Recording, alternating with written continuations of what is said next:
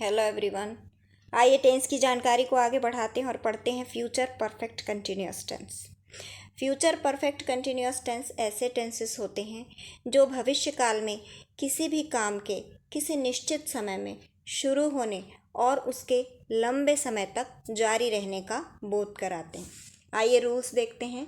इसमें will have been, shall have been, helping verb का प्रयोग किया जाता है। इसमें वर्ब का आईएनजी फॉर्म लगाया जाता है और समय दर्शाने के लिए सिंस फॉर का प्रयोग किया जाता है। देखिए, शैल हैव बीन और विल हैव बीन लगाने का रूल सेम वैसे ही है जैसे आप पिछले वीडियो में पढ़ चुके हैं। आई और वी के साथ आपको शैल हैव बीन लगाना है और बाकी सभी के साथ विल हैव बीन लगाना है। और सिंस और फॉर का प्रयोग भी आप पिछले वीडियो में पढ़ चुके हैं। निश्चित समय जैसे कि किसी सन का नाम, किसी महीने का नाम, किसी दिन का नाम, सुबह, दोपहर, शाम या किसी घड़ी के समय के साथ आप सिंस का प्रयोग करेंगे। और अनिश्चित समय जैसे कि 2 घंटे, 2 दिन, 2 साल, 2 महीने, इसके साथ आपको फॉर लगाना है। हिंदी में ऐसे वाक्यों के अंत में समय सीमा के साथ रहा होगा, रहे होंगे, रही होगी जैसे शब्द आते हैं, जिससे कार्य के भविष्य काल में एक निश्चित समय सीमा में चालू होने और उसके जारी रहने का पता चलता है। स्ट्रक्चर देखते हैं। सब्जेक्ट, फिर विल शैल, फिर हैव, फिर बीन, वर्ब का आईएनजी, फिर ऑब्जेक्ट, उसके बाद सिंस फॉर और टाइम लिमिट। एग्जाम्पल देखते हैं। वे 2 घंटे से यात्रा पर जाने की योजना बना रहे होंगे। वे, इसके लिए आपको दे लगाना है। दे के साथ विल हैव बीन लगेगा। वर्ब का आईएनजी फॉर्म है प्लानिंग, तो they will have been planning to go on journey. 2 घंटा एक अनिश्चित समय है, इसलिए for 2 hours they will have been planning to go on journey for 2 hours। हम 6 बजे से विद्यार्थियों को बाहर जाने की आज्ञा दे रहे होंगे। वी के साथ शैल हैव बीन लगेगा। वी शैल हैव बीन, देना वर्ब है इसलिए वर्ब का ING giving. We shall have been giving orders to students to go out since 6 o'clock। तो आगे आपको एक्सरसाइज देखना है और इसी तरह से आगे अपनी कॉपी में बनाना है। आगे बढ़ते हैं नेगेटिव सेंटेंस की तरफ। नेगेटिव बनाने के लिए विल और शैल हेल्पिंग वर्ब के बाद नॉट लगाया जाता है। तो स्ट्रक्चर देखिए। सब्जेक्ट, फिर विल शैल, फिर नॉट, फिर हैव बीन, उसके बाद वर्ब का आईएनजी फॉर्म, सिंस फॉर और टाइम लिमिट। एग्जाम्पल देखते हैं। मैं उसे दिसंबर से दूसरों की मदद करने की आज्ञा नहीं दे रही होंगी। I shall not have been giving him order to help others since December. यहाँ भी वही बात आपको ध्यान देनी है। आई के साथ शैल नॉट हैव बीन लगेगा और दिसंबर जो है एक निश्चित समय है इसलिए इसके साथ आपको सिंस लगाना है। सेकेंड एग्जाम्पल है, वह 2 दिन से तुम्हें सामान देने का प्रोग्राम नहीं बना रहा होगा।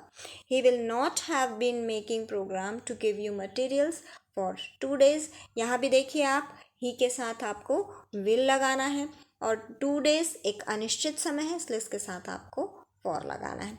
वर्ब का आईएनजी फॉर्म नॉर्मली सभी में लगेगा।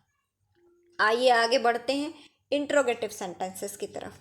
इंट्रोगेटिव बनाने के लिए विल शैल हेल्पिंग वर्ब का प्रयोग वाक्य में सबसे शुरू में सब्जेक्ट के स्थान पर किया जाता है यदि प्रश्न क्या से शुरू हुआ हो। आइए देखें। विल शैल, फिर सब्जेक्ट, फिर have been, verb ING, object और सिंस फॉर, फिर टाइम लिमिट। सिंस और फॉर लगेगा, फिर टाइम लिमिट। क्या वह 2 घंटे से तुम्हें याद कर रहा होगा। Will he have been remembering you for 2 hours। क्या वह 2 बजे से उसके प्रश्नों का उत्तर दे रही होगी।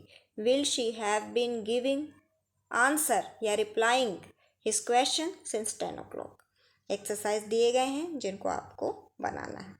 आगे देखते हैं interrogative with question words. Question words ऐसे सेंटेंसेस होते हैं जिनमें प्रश्नवाचक शब्दों का प्रयोग हुआ होता है। तो आपको इन शब्दों को वाक्य में सबसे शुरू में लिखना होता है सब्जेक्ट के स्थान पर। देखते हैं। सबसे पहले क्वेश्चन वर्ड लगेगा, फिर विल शैल लगेगा, फिर have been, verb ING, object, फिर सिंस फॉर और टाइम लिमिट। आइए एग्जाम्पल देखते हैं। वे नवंबर से कहाँ जाने का प्रोग्राम बना रहे होंगे। Where will they have been making program to go since November. वे 1 महीने से आपस में समझौता क्यों नहीं कर रहे होंगे। Why will they not have been compromising with each other for 1 month. इन दोनों सेंटेंसेस को भी आप ध्यान से देख सकते हैं। वेयर क्वेश्चन वर्ड है जो कि पहले लगेगा। दे सब्जेक्ट के साथ आपको विल लगाना है, फिर उसके बाद हैव बीन वर्ब आईएनजी, और नवंबर क्योंकि निश्चित समय है इसलिए इसके साथ सिंस लगाया गया है। वैसे ही क्यों क्वेश्चन वर्ड है जिसका प्रयोग सबसे पहले होगा, और 1 मंथ अनिश्चित समय है इसलिए इसके साथ आपको फॉर लगाना है।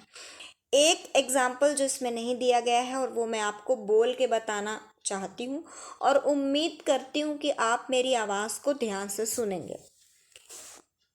परफेक्ट कंटिन्यूअस टेंसेस में एक बड़ा प्रश्नवाचक शब्द होता है कब।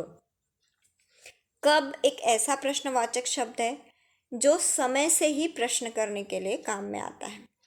तो आप यहाँ पर सिंस और फॉर किस में लगाएंगे? तो आपको सिंस का प्रयोग करना है कब के साथ, क्योंकि हम किसी भी समय को अनिश्चित नहीं मान सकते, निश्चित ही मानेंगे। इसलिए आपको कब के साथ सिंस का प्रयोग करना है। आप कब से यहाँ पढ़ा रहे हैं? ये प्रश्न ऐसा है जो जनरली मुझसे पूछा जाता है, इसलिए मैं आपको इसी वाक्य को ट्रांसलेट करके बता रही हूँ। आप कब से यहाँ पढ़ा रहे हैं? लेकिन ये तो प्रेजेंट परफेक्ट कंटिन्यूअस टेंस हो गया।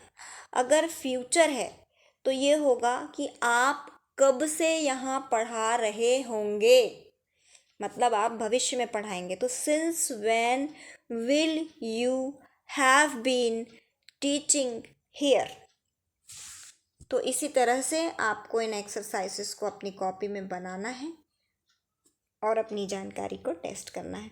उम्मीद करती हूँ ये जानकारी आपको पसंद आई होगी। अगर ये जानकारी आपको पसंद आती है तो वीडियो को लाइक, शेयर और सब्सक्राइब करना ना भूलें। Thank you for watching. Bye bye.